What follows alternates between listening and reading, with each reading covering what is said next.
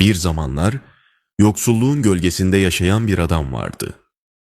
Elinde avucunda hiçbir şeyi olmayan bu adam sade ve sessiz bir hayat sürerdi. Günlerden bir gün yolu zenginliğiyle bilinen bir adamın konağına düştü. Zengin adam onu büyük bir misafirperverlikle karşıladı. Akşam vakti gelince sofralar kuruldu, tabaklar dolup taştı. Yoksul adam ömrü boyunca böylesine bir ziyafete tanık olmamıştı. Doyasıya yedi, içti, şükretti. Yemekten sonra ev sahibi ona konforlu bir oda hazırlattı. Yumuşacık yatağa uzanan yoksul adam ilk kez kendini böylesine huzurlu hissediyordu. Gözlerini kapattı, derin bir uykuya daldı. Uykuya daldığında ise kendini bir rüyanın içinde buldu. Ama ne rüya? Rüyasında artık yoksul değildi. Zengin olmuştu, hem de öyle sıradan bir zenginlik değil, servetler içinde yüzüyordu. Altın saraylar, ipek giysiler, önünde eğilen kalabalıklar ne isterse bir anda oluveriyordu. Mutluydu, huzurluydu. Cennet gibi bir alemde yaşıyordu adeta. Fakat o sırada sabah olmuştu. Ev sahibi olan zengin adam, sabah namazı vaktinin geldiğini düşünerek misafirinin odasına yöneldi. Sessizce içeri girip yoksul adamı uyandırdı. Adam gözlerini açtığında rüyasından uyanmıştı. Gördüğü ihtişam bir anda buhar olup uçmuştu. O eski sade odada yoksulluğun sessizliğiyle baş başa kaldı. Yatağında oturdu, başını ellerinin arasına aldı. Sonra zengine döndü ve hafif bir sitemle şöyle dedi. "Neden uyandırdın beni? Öyle güzel bir rüya görüyordum ki. Rüyamda zengindim, çok mutluydum. Biraz daha kalsaydım belki o alemde biraz daha yaşardım."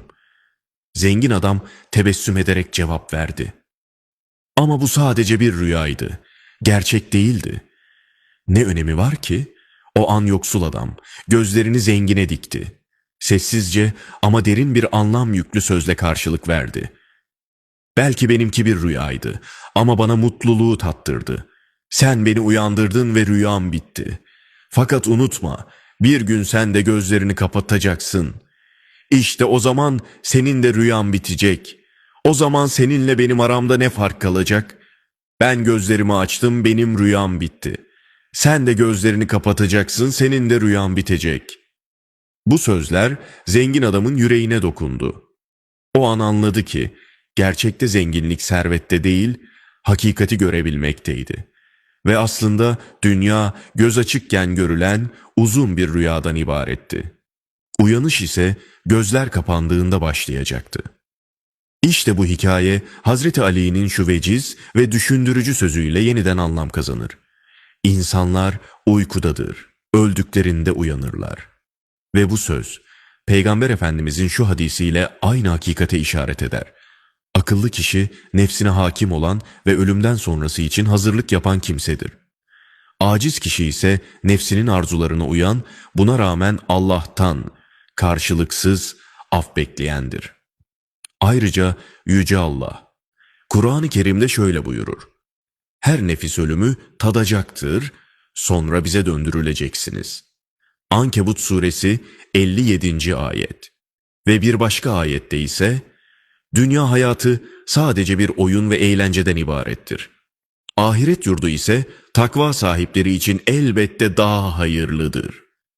Hala aklınızı kullanmaz mısınız?" En'am suresi 32. ayet.